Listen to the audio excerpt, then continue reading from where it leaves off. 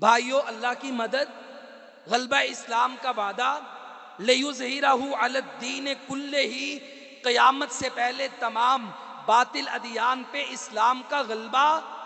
اس سب کے باوجود آج سوال یہ ہے کہ اللہ کی مدد کہ جس کے اتنے وعدے ہیں وہ آتی کیوں نہیں؟ مسلمان دن بدن پستا جا رہا ہے، غزہ تباہ ہوتا جا رہا ہے، اسرائیل اس پہ قبضے کی بات کر رہا ہے، ساری امت سوئی پڑی۔ اللہ کا ایک قاعدہ ہے، وہ قاعدہ کیا؟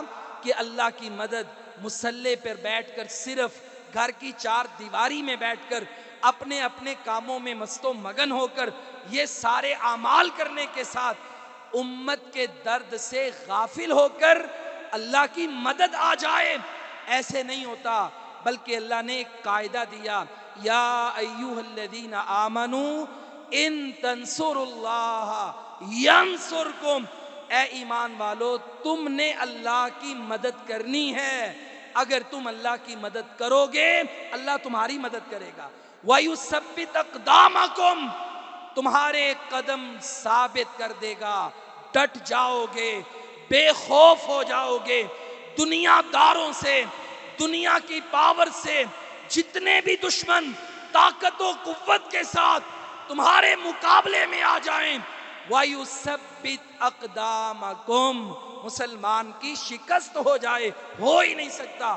اللہ تعالیٰ تمہیں ثابت قدم کرے گا، ڈٹ جاؤ گے، اللہ تمہیں فتح یاب فرما دے گا۔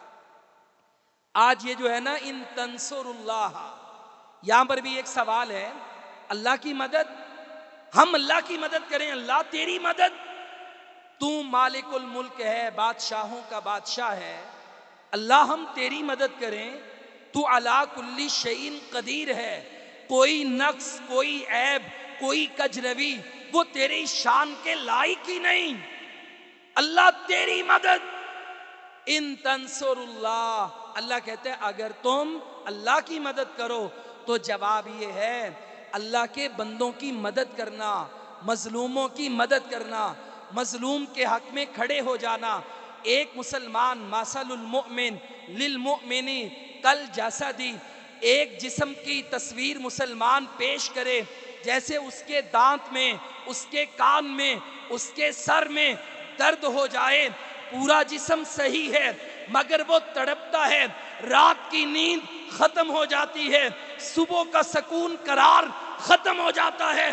اللہ فرماتے ہیں ایسے ہی ساری امت، بے شک آپ 58 ملکوں میں تقسیم ہو گئے ہو، مگر یہ جو لا الہ الا اللہ کا رشتہ ہے نا، یہ جو ساری امت کا رشتہ ہے، اگر کسی ایک امت کے حصے کو تکلیف مل رہی ہو، کافر اس پہ چڑھ دوڑے، تمہاری ذمہ داری بنتی ہے تم اس کی مدد کرو، اور یہ اللہ کی مدد ہے۔